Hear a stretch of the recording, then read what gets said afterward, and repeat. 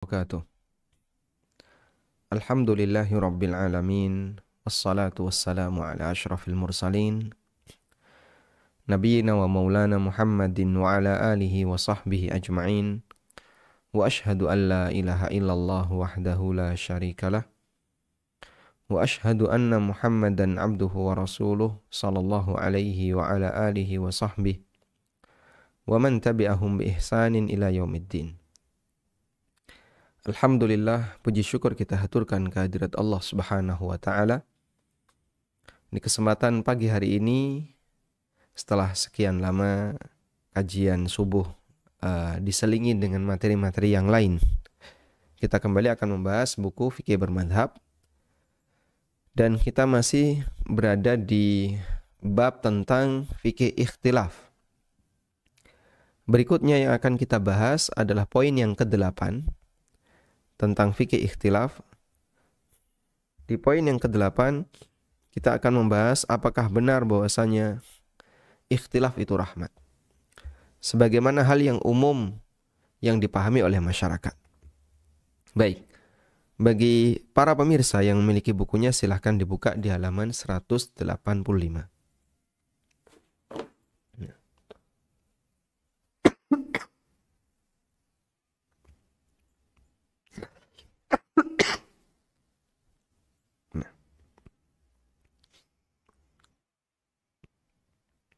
Di poin ke-8 kita akan membahas benarkah ikhtilaf itu rahmat? Terdapat sebuah hadis yang menyatakan ikhtilafu ummati rahmatun. Perbedaan yang terjadi di kalangan umatku adalah rahmat. Sekarang kita akan membaca status hadis. Para ulama hadis menegaskan bahwa hadis ini statusnya adalah hadis yang tidak memiliki sanad. Mereka menyebutnya dengan hadis la aslalahu. Mereka menyebutnya dengan sebutan hadis yang la aslalahu. Artinya adalah sebuah pernyataan yang terkenal di masyarakat. Anda bisa catat, makna dari hadis la aslalahu adalah sebuah pernyataan yang terkenal di masyarakat, tetapi tidak memiliki sumber sama sekali dalam literatur hadis. Tidak memiliki sumber sama sekali dalam literatur hadis. Dengan demikian bisa dipastikan bahwa itu bukan sabda Nabi sallallahu alaihi wasallam. As-Subki, seorang ulama Syafi'iyah, mengatakan berkaitan dengan hadis di atas, beliau memberikan komentar, "Walaysa bima'rufin 'indal muhadditsin wa lam aqif lahu 'ala sanadin sahih wala dha'ifin wala maudhu'." Kalimat ini tidak dikenal oleh para ulama hadis dan aku tidak menjumpai adanya sanad baik yang sahih maupun yang dhaif, bahkan yang palsu. Kalau masih disebutkan dalam buku hadis, berarti masih punya landasan. Ini ada di literatur hadis ini meskipun statusnya dhaif atau palsu. Tapi kalau sama sekali tidak ada dalam literatur hadis, berarti itu hanya kalimat yang ma'ruf di masyarakat, tersebar di masyarakat, tapi tidak punya landasan literatur sama sekali. Ini juga yang diakui oleh Zakaria Al-Ansari dalam ta'liq untuk tafsir Al-Baydawi. Sehingga dalam hal ini kita tidak boleh mengatakan kalimat ikhtilafu ummati rahmatun sebagai sabda Nabi sallallahu alaihi wasallam. Karena tidak ada bukti bahwasanya itu adalah sabda Nabi sallallahu alaihi wasallam. Tidak disebutkan dalam kitab-kitab hadis. Tidak ada keterangan bahwasanya itu adalah hadis yang sahih, dhaif, bahkan palsu sekalipun tidak ada. Baik. Perlu diperhatikan. Perkataan tersebut bukanlah hadis. Sehingga kita tidak boleh mengatakan Nabi sallallahu alaihi wasallam bersabda, "Perbedaan pendapat di tengah umatku adalah rahmat." Jika kita mengatakan bahwa Nabi SAW bersabda, lalu menyebutkan kalimat ini, padahal itu bukan kalimat yang disampaikan oleh Rasulullah SAW, maka kita dianggap berdusta atas nama Nabi SAW. Sehingga kita perlu hati-hati ketika ada orang yang mengatakan Rasulullah Shallallahu Alaihi Wasallam bersabda, ikhtilafu ummati rahmatun. Perbedaan pendapat yang terjadi di antara umatku adalah rahmat. Padahal Nabi Shallallahu Alaihi Wasallam tidak pernah bersabda demikian. Ketika Nabi Shallallahu Alaihi Wasallam tidak pernah bersabda demikian, dan kita menyatakan Nabi SAW bersabda seperti itu, berarti itu termasuk di antara bentuk kedustaan atas nama Nabi SAW, dan itu bukan dosa yang ringan. Itu bukan dosa yang ringan, tapi kesalahan yang besar. Selanjutnya, apakah betul bahasanya kalimat itu adalah keterangan tabi'in? Apakah betul bahwasanya kalimat itu adalah keterangan di kalangan ulama tabi'in? Imam Ibnu Baz rahimahullah pernah ditanya tentang hadis di atas. Lalu beliau menjelaskan, "Laisa min kalamin Nabi sallallahu alaihi wasallam. Innama huwa min kalami ba'di tabi'in. Wan Nabi sallallahu alaihi wasallam lam yaqul hadza alaihi salatu wassalam." Kata beliau, kalimat ikhtilafu ummati rahmah bukan sabda Nabi sallallahu alaihi wasallam. Namun itu adalah perkataan sebagian ulama tabi'in. Nabi SAW tidak pernah menyampaikannya. Bagaimana redaksi kalimatnya tabi'in? Ba'du tabi'in qal, sebagian ulama tabi'in mengatakan, ma ara ashaban Nabi sallallahu alaihi wasallam ikhtalafu illa rahmatan minallah. Kata ulama tabi'in, tidaklah aku melihat adanya perbedaan di kalangan para sahabat Nabi SAW, kecuali itu merupakan rahmat dari Allah. Yakni, maksud dari tabi'in ini adalah hatta yanzural mujtahidu wa yata'ammalud dalil. Sehingga para ulama mujtahid punya kesempatan untuk yanzur, untuk meneliti, wa yata'ammal ad-dalil, dan dia bisa merenungkan dalil yang ada.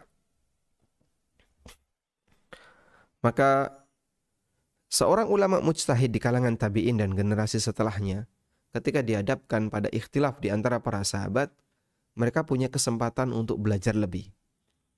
Sahabat ini mengatakan demikian, sahabat ini mengatakan demikian, sahabat ini mengatakan demikian. Bagi sebagian ulama tabi'in, ini rahmat bagi kami jika ada perbedaan di kalangan para sahabat. Tayyib.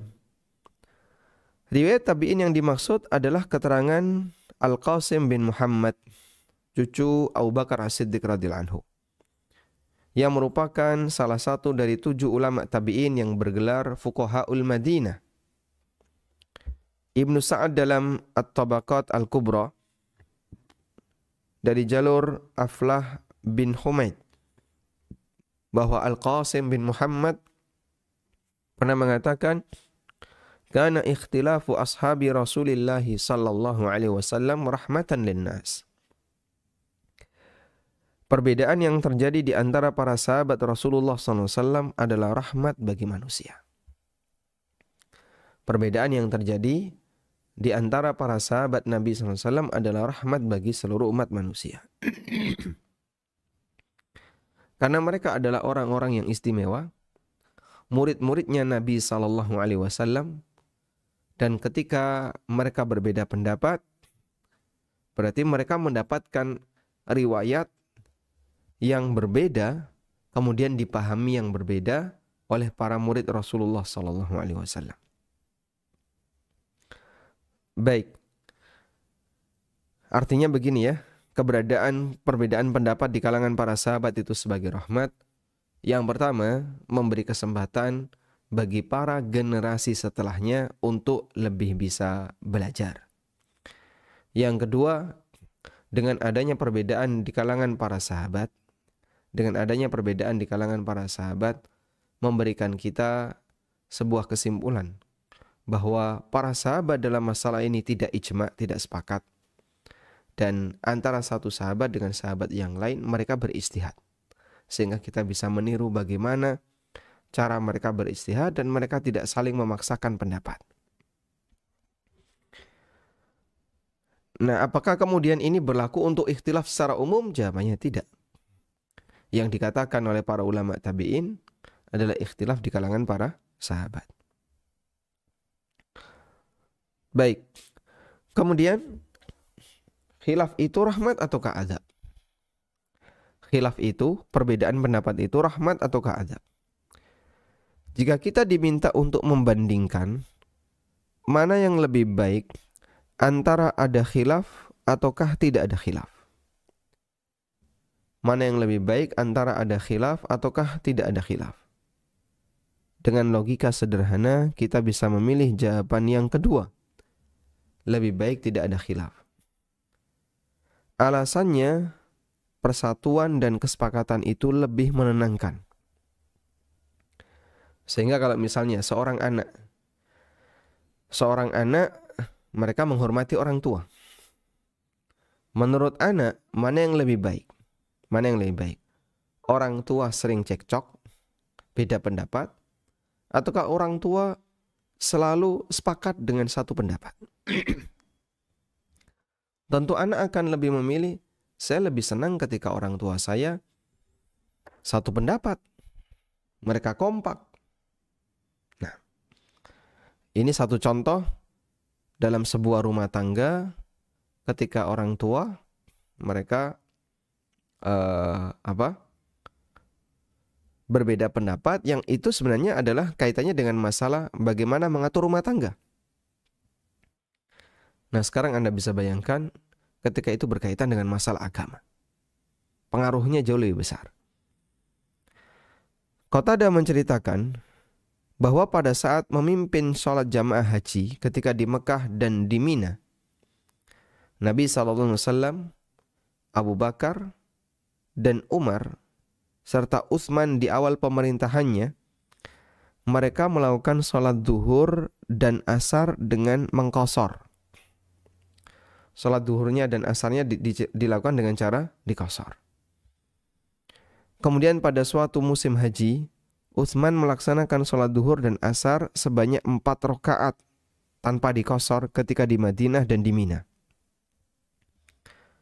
Mendengar itu, Ibnu Mas'ud radhiyallahu anhu langsung mengucapkan inna lillahi wa inna ilaihi raji'un. Karena bagi para sahabat, mengamalkan sebuah sunnah, komitmen terhadap sebuah sunnah, itu adalah anugerah. Dan meninggalkan sunnah bagi mereka dipahami sebagai musibah. Baik. Namun Ibnu Mas'ud sendiri radhiyallahu anhu tetap sholat di belakang Utsman. Ikut berjamaah di belakang Utsman.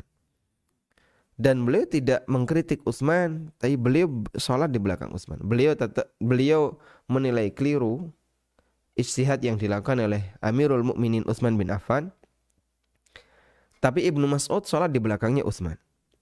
Ketika ditanya, Anda mengingkari, tapi kenapa Anda sholat di belakang Utsman? Lalu Ibnu Mas'ud mengatakan, al-khilafu syarrun. Al-khilafu syarrun. Berselisih itu lebih buruk. Beda pendapat itu lebih buruk. Jika kita perhatikan ayat-ayat yang menyebutkan tentang khilaf, pada umumnya berkonteks negatif.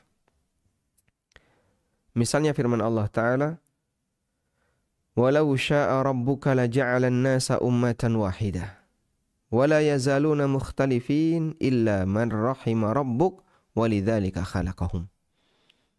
Allah Subhanahu wa Ta'ala mengatakan, manusia itu selalu berbeda pendapat, illa man rahima rabbuk, kecuali mereka yang dirahmati oleh Rabbmu, walidzalika khalaqahum, dan untuk itu mereka diciptakan. Allah menyebutkan karakter manusia suka berselisih. Lalu kemudian Allah kecualikan. Yang tidak suka berselisih itu Allah kecualikan. Illa man rahima rabbuk. Kecuali orang yang dirahmati oleh Rabbmu. Kecuali orang yang dirahmati oleh Rabbmu. Sehingga berselisih itu berkebalikan dengan rahmat. Perselisihan itu berkebalikan dengan rahmat.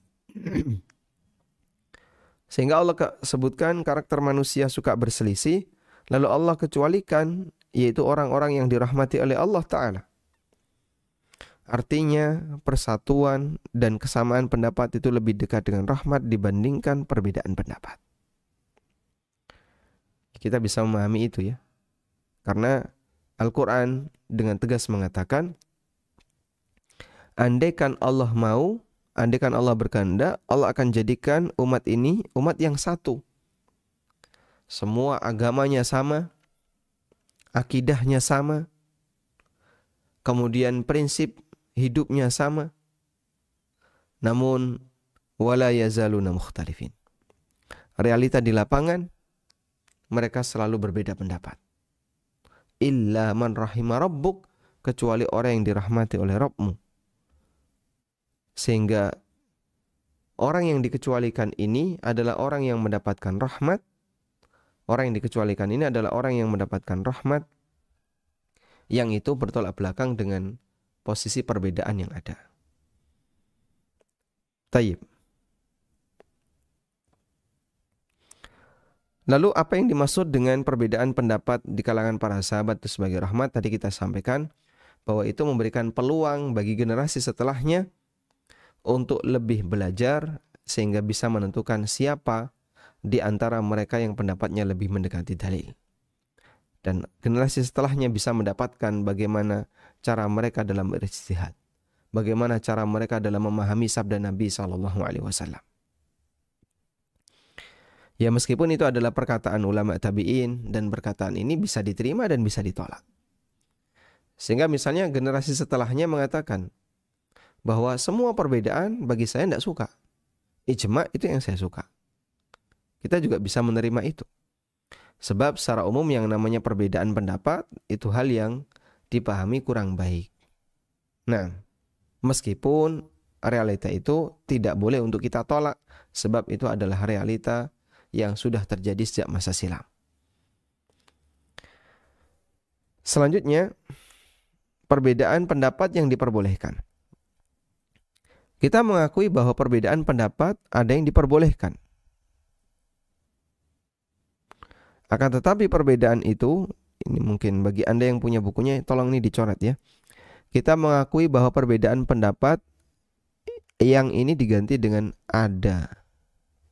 Ada yang dibolehkan. Akan tetapi perbedaan pendapat itu merupakan pendapat para ahlinya, baik ulama di kalangan sahabat maupun generasi setelahnya. Hasan Al-Basri menyebutnya sebagai perbedaan ahlur rahmah. Sebagai perbedaan ahlur rahmah. Sehingga perbedaan pendapat itu tidak membahayakan bagi mereka. Hasan Al-Basri mengatakan, amma ahlur rahmatillah fa innahum la yakhtalifuna ikhtilafan yadurruhum. Untuk para ulama ahlur rahmah, mereka tidaklah berbeda pendapat dengan bentuk yang membahayakan mereka.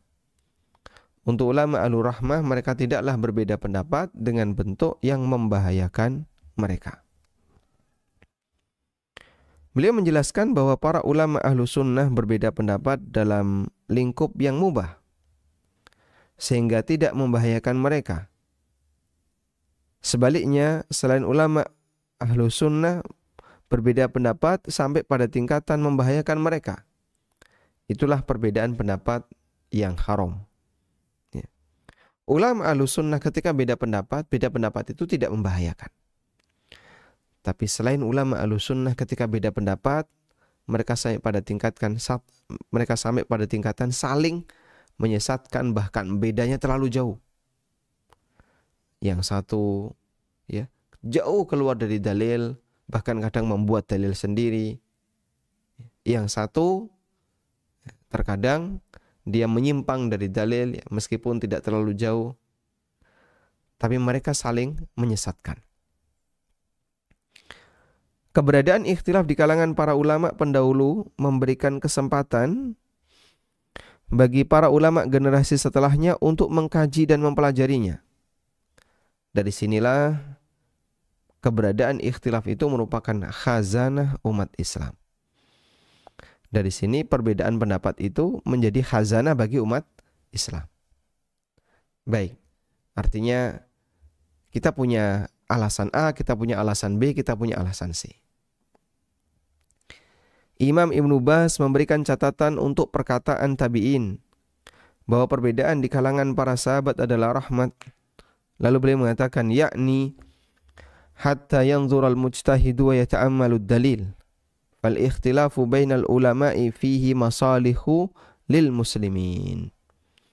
Maksudnya adalah dengan adanya perbedaan pendapat di kalangan para sahabat, maka para mujtahid akan melihat dan merenungkan dalil. Sehingga ikhtilaf di kalangan para ulama memberi kesempatan bagi masyarakat untuk lebih banyak belajar. Dan itu memberikan maslahat bagi kaum muslimin. Wa in kana al-ijtima'u afdalu ahsan. Meskipun kalaupun sepakat itu lebih afdal, lebih baik. Al-ijtima'u fihi rahmat wal khair. Kesepakatan, persatuan adalah rahmat dan kebaikan. Kama qala Jalla wa ala, sebagaimana firman Allah Ta'ala, wala yazaluna mukhtalifin illa man rahima rabbuk. Manusia selalu berbeda pendapat kecuali orang yang dirahmati oleh Rabbmu. Farrahmatu ma'al jamaah, sehingga rahmat itu bersama jamaah. Rahmat bersama jamaah. Rahmat bersama dengan persatuan. Dan perbedaan disebut oleh Allah dalam konotasi yang buruk, yang dikecualikan dari itu adalah orang yang mendapatkan rahmat dari Allah Ta'ala. Walhamdulillahi rabbil alamin. Ini penjelasan terkait ikhtilafu rahmati, ikhtilafu ummati rahmatun. Baik, sekarang kita akan berikan beberapa kesimpulan ya terkait ini. Semoga lebih bisa memahamkan. Yang pertama, bahwa kalimat ikhtilafu ummati rahmatun bukan sabda Nabi SAW. Karena itu jangan sampai di antara kita ada yang mengatakan Rasulullah SAW bersabda, ikhtilafu ummati rahmatun. Ikhtilaf umatku adalah rahmat. Ngomong seperti ini bisa berbahaya. Kenapa? Karena bukan sabda Nabi SAW lalu dikatakan sebagai sabda Nabi, berarti berdusta atas nama Nabi SAW. Nabi SAW tidak pernah bersabda demikian. Maka jangan dikatakan sabda Nabi SAW. Yang kedua, bahwa ada perkataan di kalangan para sahabat, ada perkataan di kalangan para tabi'in, bahwa ikhtilaf yang terjadi di kalangan para sahabat itu merupakan rahmat baginya. Ikhtilaf yang terjadi di kalangan para sahabat merupakan rahmat baginya. Nah, dan makna bahwasanya perkataan atau ikhtilaf para sahabat adalah rahmat baginya, rahmat bagi masyarakat, adalah adanya ikhtilaf dari para sahabat memberi kesempatan bagi generasi setelahnya untuk lebih bisa belajar terhadap dalil, belajar bagaimana metode ijtihad, dan itu menambah khazanah kaum muslimin. Itu menambah khazanah kaum muslimin. Sehingga kita bisa tiru bagaimana pendekatan yang digunakan oleh Ibnu Mas'ud, bagaimana pendekatan yang dilakukan oleh Ali bin Abi Thalib, pendekatan yang disampaikan oleh Umar, yang disampaikan oleh Abu Bakar. Adanya pendekatan-pendekatan ikhtilaf itu akan membuat kita lebih banyak untuk belajar. Masya Allah. Tayyib. Kemudian yang ketiga, atau yang keempat ya. Yang ketiga tadi penjelasan tentang ikhtilaf sahabat sebagai rahmat. Yang keempat, kesimpulan yang keempat adalah bahwa yang namanya perbedaan itu lebih buruk, lebih jauh dari rahmat dibandingkan persatuan. Bahwa yang namanya perbedaan itu lebih jauh dari rahmat dibandingkan persatuan. Maka seharusnya kita lebih mendukung persatuan dan bukan justru malah menimbulkan perpecahan.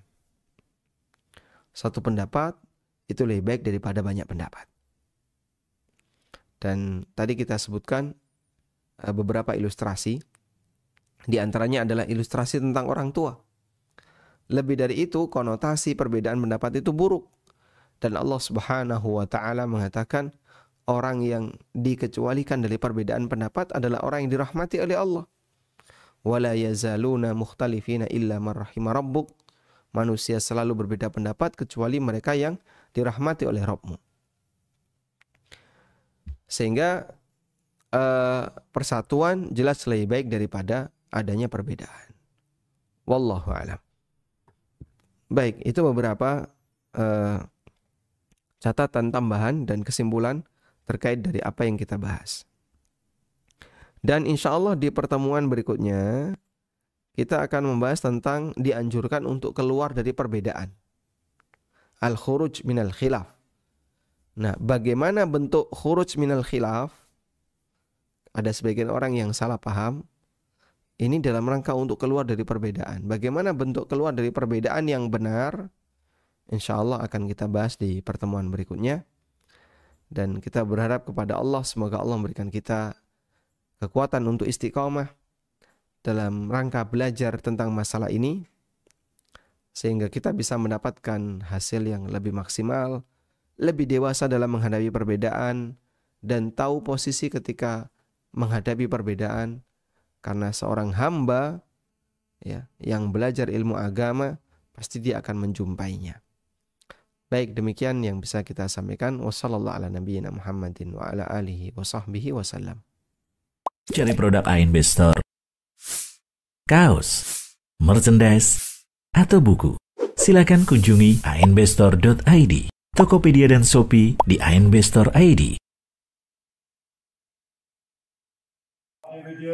Dengan semakin berkembangnya dakwah yang disampaikan melalui ANB Channel yang diisi oleh Ustadz Aminur Bait, Ustadz Wira Mandiri, Ustadz Ristian Radil, Ustadz Amir As-Soronji, Ustadz Musa Jundana, Ustadz Muhammad Abu Rifai, dan para asatidzah Jogja lainnya, serta untuk meningkatkan pelayanan kepada kaum muslimin melalui Yayasan Amal Abadi Indonesia yang mengelola lembaga Indonesia Bersih Riba, tim perawat jenazah Al-Baqi, konsultasi zakat dan waris. Insya Allah akan dibangun kantor dan studio ANB Channel yang representatif serta kantor Yayasan Amal Abadi Indonesia. Mari dukung dengan menginfakkan sebagian harta kita melalui Bank Syariah Indonesia atas nama Yayasan Amal Abadi Indonesia dengan nomor rekening 7441998877. Jazakumullah khairan wa barakallahu fikum.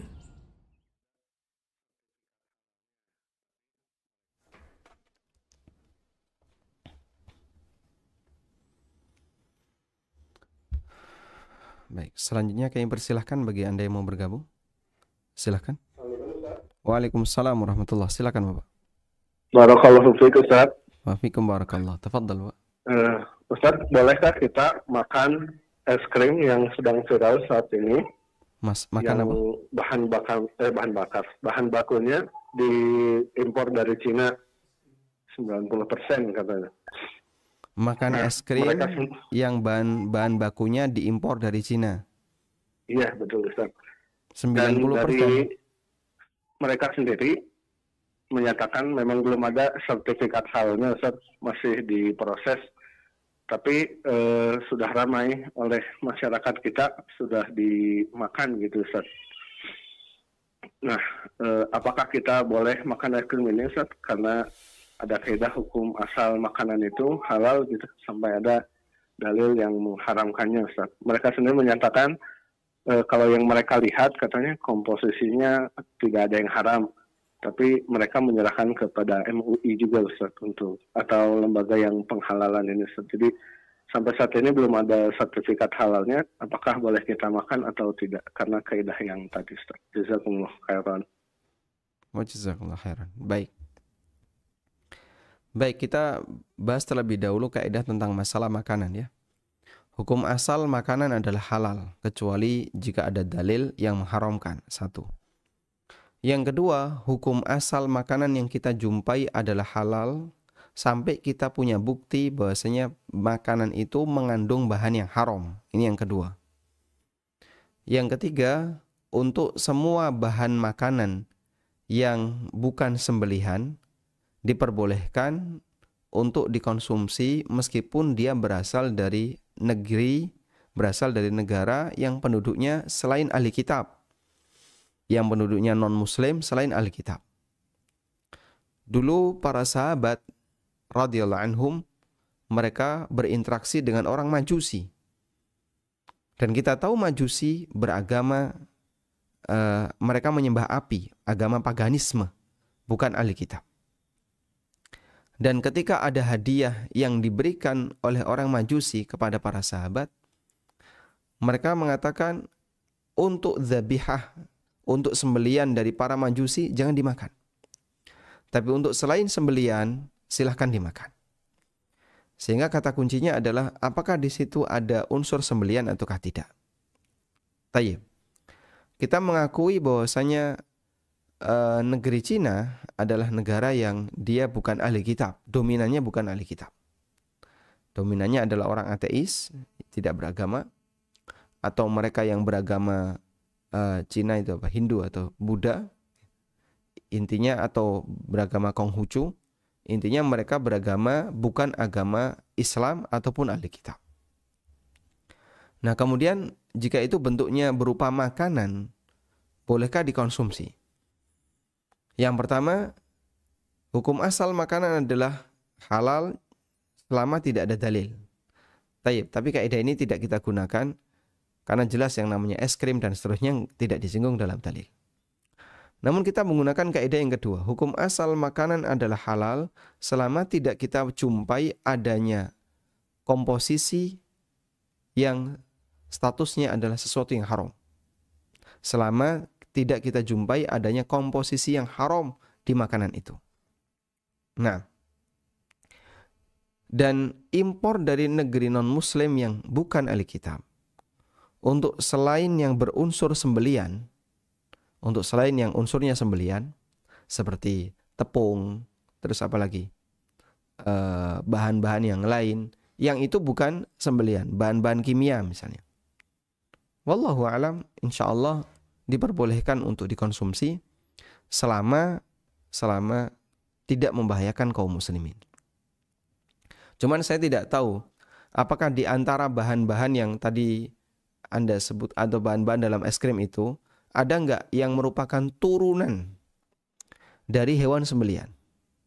Oh, ini turunannya dari porsain, ini turunan dari apalagi misalnya turunan dari kulit, ini turunan dari bagian ini. Kalau ada turunannya, maka perlu penelitian lebih lanjut.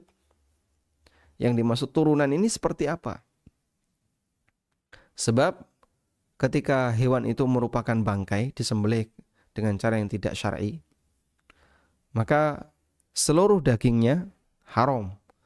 Dan konsekuensinya turunannya juga haram. Kecuali kalau misalnya mengalami istihalatun najasa. Istihalah suatu yang najis lalu berubah jadi suci. Perubahan keadaan dari yang najis jadi suci. Kecuali yang seperti itu. Kalau seperti itu insya Allah kembali kepada kaidah, jika dia sudah berubah maka dan dia tidak lagi mengandung bahan yang haram, maka insya Allah halal. Jika dia tidak lagi mengandung bahan yang haram. Kesimpulannya wallahu alam, kalaupun Anda masih merasa ragu dengan keberadaan es krim itu dan tingkat kehalalannya, Anda bisa memilih untuk mengambil posisi tidak makan. Baik, tapi apakah keputusan pribadi Anda itu boleh ditularkan ke orang lain? Nah, itu butuh pertimbangan. Karena sifatnya masih dugaan. Sehingga mungkin nanti kita akan tunggu bagaimana hasil dari Badan Penelitian Obat-obatan dan Makanan MUI, sehingga MUI punya landasan untuk memutuskan apakah es krim ini halal ataukah haram. Kita tunggu itu. Semoga Allah mudahkan bagi mereka untuk memberikan keputusan terhadap status dan memberikan label halal maupun haram untuk es krim ini. Dan saya kira es krim juga tidak mendesak ya. Artinya kalaupun tidak makan juga nggak apa-apa. Jadi tolong bedakan antara sikap pribadi. Anda boleh berhak memilih, saya nggak mau makan, silahkan. Tapi apakah bisa menjadi keputusan lalu kita arahkan kepada kaum muslimin yang lain agar tidak ikut makan? Nah, ini butuh pertimbangan tambahan. Wallahu a'lam. Baik, silakan. Halo, Assalamualaikum. Waalaikumsalam warahmatullahi. Barakallahu fikum. Barakallahu fikum. Apa hukumnya membangun masjid dengan hutang? Hutang maksudnya. Apa hukumnya Kami membangun masjid masjid diberi hutang oleh kontraktor dengan akad kapan ada uang baru dibayar sisa hutangnya tanpa batas waktu, Ustaz. Baik. Jazakallahu khairan. Wa jazakallahu khairan. Tayyib. Apa hukumnya kegiatan sosial keagamaan diwujudkan dengan cara berutang terlebih dahulu? Insya Allah tidak ada masalah. Diperbolehkan. Sehingga gak jadi masalah ketika orang itu berutang dalam rangka untuk bangun masjid atau utang dalam rangka untuk bangun sekolahan atau yang lainnya. Lalu nanti dibayar sesuai dengan kemampuan dan cicilan dengan batas waktu sesuai dengan kesepakatan. Insya Allah tidak masalah seperti itu, sebab kegiatan sosial tidak disyaratkan harus dimiliki secara pribadi atau bebas dari utang. Karena itu dalam posisi ini, jika takmir memutuskan masjid ini mendesak dan takmir barangkali belum punya dana untuk bangun masjid sebab infaknya masih terbatas, dan nanti setelah jadi yang datang kan lebih banyak, dengan harapan infaknya bisa lebih besar. Dari situ kemudian dipakai untuk melunasi utang, silahkan, diperbolehkan. Dan juga ditambah dengan banyak memohon donatur, semoga nanti bisa lebih cepat untuk melunasi utang. Wallahu a'lam. Baik, silahkan. Halo, Assalamualaikum warahmatullahi wabarakatuh. Waalaikumsalam warahmatullahi wabarakatuh. Ustaz, Anda izin bertanya tentang cara menyikapi fatwa ulama. Pertama, jika kita sebagai seorang awam, apakah boleh kita bersikap, ya udah pokoknya saya ikuti semua fatwa ulama ini karena saya percaya beliau atau mereka ada orang-orang ahli ilmu. Kedua, tapi ketika bagi seorang awam kita merasa ada fatwa itu ada yang janggal, misalnya saham boleh asal walaupun ada pinjaman ribanya tidak dikurang dari 45%. Kita merasa janggal sebagai awam, tapi kita juga sadar kita kan bukan ahli ilmu. Itu bagaimana Ustaz? Apakah boleh kita tidak mengikuti fatwa tersebut? Itu saja Ustaz. Terima kasih banyak. Jazakumullahu khairan. Barakallahu fikum. Pertama yang perlu kita pahami bahwa fatwa itu tidak mengikat. Fatwa itu tidak mengikat.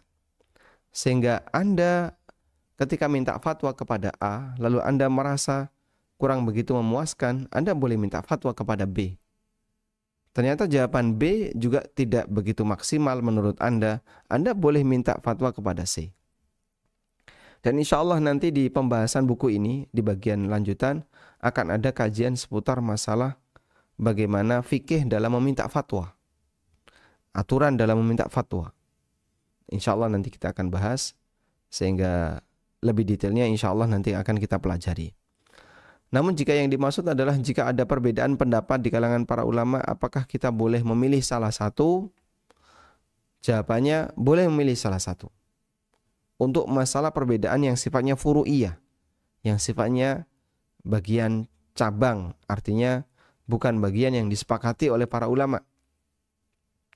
Nah, di posisi ini Anda boleh memilih salah satu, dan perlu diingat bahwasanya saat Anda memilih pendapat itu nantinya akan dipertanggungjawabkan di akhirat. Sehingga pertimbangan dalam memilih adalah bahwasanya ini lebih dekat kepada bertakwa kepada Allah. Kalau itu yang Anda lakukan, insya Allah lebih baik.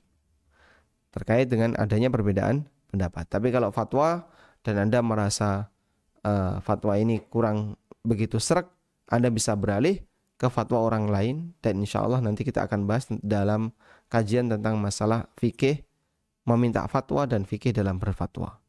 Wallahu a'lam. Baik, silahkan. Assalamualaikum. Waalaikumsalam warahmatullahi. Ini Ustaz nanya masalah sesembelihan Ustaz. Sembelihan? Ya. Katanya kalau sembelihan ahli kitab di Indonesia itu boleh dimakan. Iya. Kemudian kalau sembelihan orang muslim tapi tidak sholat itu katanya tidak boleh dimakan karena sembelihannya Orang muslim yang tidak sholat. Ya, yang tidak sholat itu katanya tidak boleh dimakan. Itu kalau dimakan itu makan bangkai begitu. Apa benar seperti itu Ustaz? Mohon penjelasan Ustaz. Baik. Assalamualaikum warahmatullahi wabarakatuh. Waalaikumsalam warahmatullahi wabarakatuh. Tentang izin bolehnya mengkonsumsi sembelihan ahli kitab adalah firman Allah Ta'ala di surat Al-Ma'idah ayat yang keempat, ayat yang ketiga, ayat yang ketiga. Allah Subhanahu wa Ta'ala berfirman, Al-yawma ukhilla lakumut tayyibat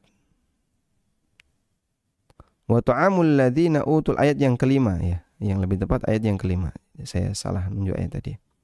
Al-yawma ukhilla lakumut tayyibat wa ta'amul ladzina utul kitaba hillul lakum wa ta'amukum hillul lahum.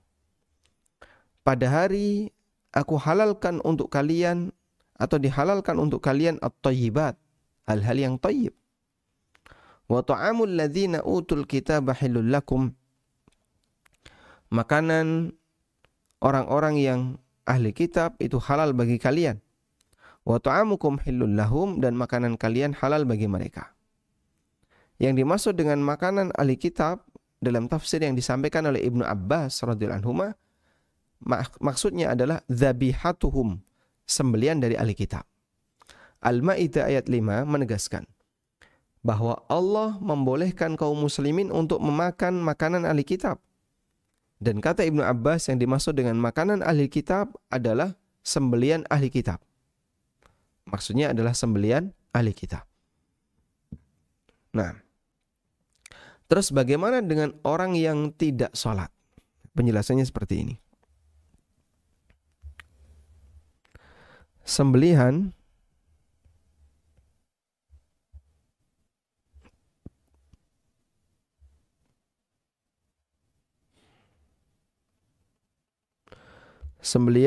itu ada yang berasal dari muslim, sembelihan. Yang pertama, sembelihan muslim. Ini halal. Yang kedua, sembelihan orang kafir. Hukum asalnya haram, kecuali ahli kitab. Sembelihan dari non-muslim, dari orang kafir, hukum asalnya haram kecuali ahli kitab. Sehingga sembelihan ahli kitab ini dikecualikan. Karena itu sifatnya adalah rukhsah. Sifatnya adalah rukhsah. Keringanan dari Allah Subhanahu wa Ta'ala.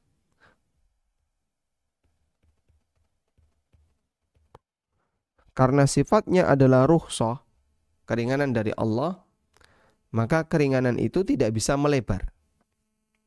Karena sifatnya rukhsah, maka tidak bisa melebar. Tidak bisa melebar artinya apa? Tidak bisa berlaku untuk orang kafir yang lain selain ahli kitab. Tidak boleh diberlakukan untuk orang kafir yang lain selain ahli kitab. Nah, sekarang orang yang beragama selain ahli kitab, dia non-muslim. dan itu jumlahnya banyak. Sembelihan mereka tidak halal.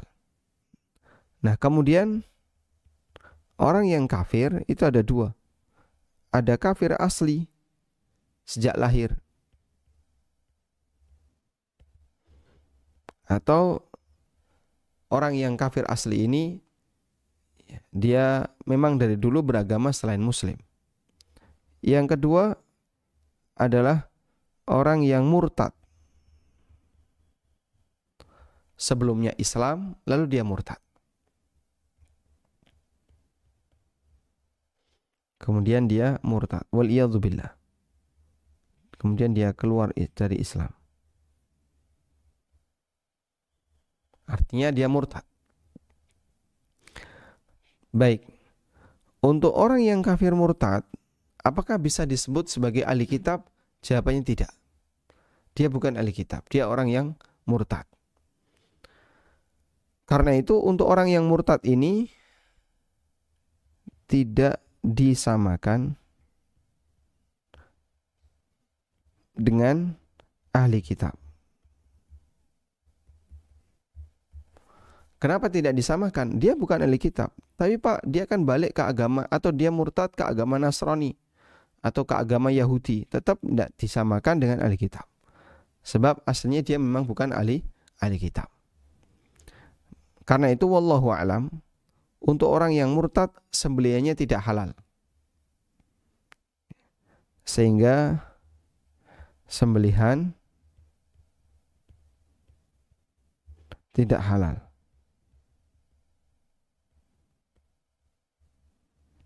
Kenapa tidak halal? Sebab dia bukan ahli kitab. Dan sembelihan non-muslim yang bukan ahli kitab tidak boleh dimakan. Nah, ada satu kaidah, ar-rukhsah la yata'adda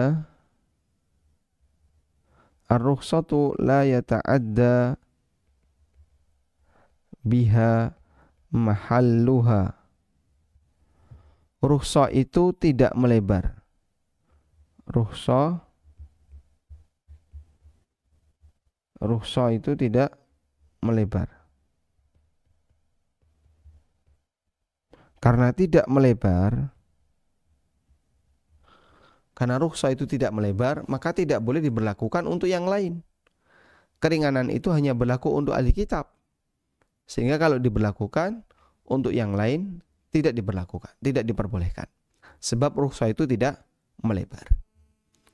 Karena itu jika rukhsah ini hanya berlaku untuk ahli kitab, maka selain ahli kitab tidak berlaku. Nah, sekarang tidak sholat. Muslim tapi tidak sholat. Apa hukumnya? Apakah dia keluar dari Islam? Jika kita mengambil pendapat bahwa orang yang meninggalkan sholat adalah orang yang berubah jadi non-muslim, jika kita katakan bahwasanya orang yang tidak sholat maka dia menjadi non-muslim, dan ini pendapat sebagian ulama, maka sembelihannya tidak halal, sebab dia non-muslim yang bukan ahli kitab. Karena itu sembelihannya tidak halal. Sehingga dia ibaratnya seperti posisi orang yang murtad, yang awalnya muslim kemudian dia pindah agama disebabkan karena dia tidak mau sholat. Dan agamanya agama apa ya? Agama pribadinya. Bisa jadi dia hanya ikut hawa nafsunya dan seterusnya. Dari sinilah kita bisa memahami keterkaitan kenapa sembelihan untuk non-muslim yang tidak sholat statusnya tidak sah. Sebab sebagian ulama menilai bahwasanya muslim ketika nggak sholat maka dia dianggap telah keluar dari Islam. Wallahu a'lam. Baik, silahkan. Assalamualaikum Ustaz. Waalaikumsalam warahmatullah. Izin bertanya Ustaz. Tafadhol. Kalau kita mengingatkan imam sholat yang di posisi itu bisa diingat seperti kurang sujud di rakaat tertentu gitu, atau saat sholat gitu takbir yang kedua itu dia lupa takbir yang kelima kali itu Ustaz. Itu gimana caranya Ustaz ya? Soalnya kalau kita berbicara kan di sholat bisa batal gitu Ustaz. Yang udah di kesalahan yang pertama apa Pak bentuknya? Ya. Kesalahan yang pertama bentuknya apa? Kan di rakaat ke 2 gitu sujudnya baru sekali gitu Ustaz. Jadi sujudnya baru 1 lalu bangkit. Gitu Ustaz. Seperti itu Ustaz. Baik. Penjelasannya Ustaz. Jazakallahu khairan. Wassalamualaikum warahmatullahi wabarakatuh. Waalaikumsalam warahmatullahi wabarakatuh. Lupa dalam sholat itu ada yang lupa bagian sunnah dan lupa yang merupakan bagian wajib sholat, dan yang ketiga adalah lupa terhadap rukun sholat. Untuk lupa dalam gerakan sunnah atau bacaan sunnah, insya Allah nggak ngefek, tidak mempengaruhi keabsahan sholat, dan tidak perlu diingatkan juga nggak apa-apa, dan ketika itu dilakukan tidak mempengaruhi kondisi sholat. Contohnya apa? Contohnya lupa takbir tambahan saat sholat id, karena baru pertama kali ngimami, Allahu Akbar, langsung baca Fatihah. Nah, dalam posisi ini berarti dia meninggalkan takbir tambahan, dan takbir tambahan dalam sholat id para ulama menegaskan hukumnya dianjurkan dan tidak wajib. Hukumnya dianjurkan dan tidak wajib. Baik, yang kedua adalah lupa ya, berkaitan dengan hal yang wajib maupun rukun dalam sholat. Lupa seperti ini harus diingatkan. Karena kalau tidak, maka sholatnya bisa batal. Cara mengingatkannya gimana? Ucapkan subhanallah bagi laki-laki. Kalau perempuan ditepuk tangannya. Sehingga harus tetap diingatkan. Yang laki-laki mengucapkan subhanallah, yang perempuan nepuk tangan. Nah, kemudian dia kok bingung setelah bangkit dari sujud. Yang pertama dia bingung. Lalu bingung setelah diucapkan subhanallah dia bingung. Ini gimana, lanjut atau gimana? Wallahu a'lam dalam hal ini. Kalaupun dia bingung, maka imam beristihad, dan nanti makmum apabila yakin bahwasanya istihadnya imam ini salah, maka makmum bisa memisahkan diri dan sholat sendiri mufaraqah, sebab imamnya melakukan tindakan yang melanggar rukun sholat, misalnya tidak sujud yang kedua. Rukun kalau tidak dilakukan, sholatnya batal. Sehingga dalam hal ini, jika lupanya adalah lupa untuk sujud yang kedua dan imam sudah diingatkan tapi dia tidak mau mengikuti, wallahu alam, kami sarankan Anda bisa sholat sendiri ya. Sebab meninggalkan rukun termasuk di antara pembatal sholat. Tapi kalau dia nggak tahu, imamnya insya Allah sah dan nanti imam melakukan sujud sahwi. Wallahu alam, demikian yang bisa kita bahas di kesempatan kali ini. Semoga menjadi kajian yang bermanfaat. Wassallallahu ala nabiyyina Muhammadin wa ala alihi wa sahbihi wa sallam. Wa akhiru da'wana anil hamdulillahi rabbil alamin. Subhanakallahumma wa bihamdika asyhadu an la ilaha illa anta astaghfiruka wa atubu ilaik. Wassalamualaikum warahmatullahi wabarakatuh.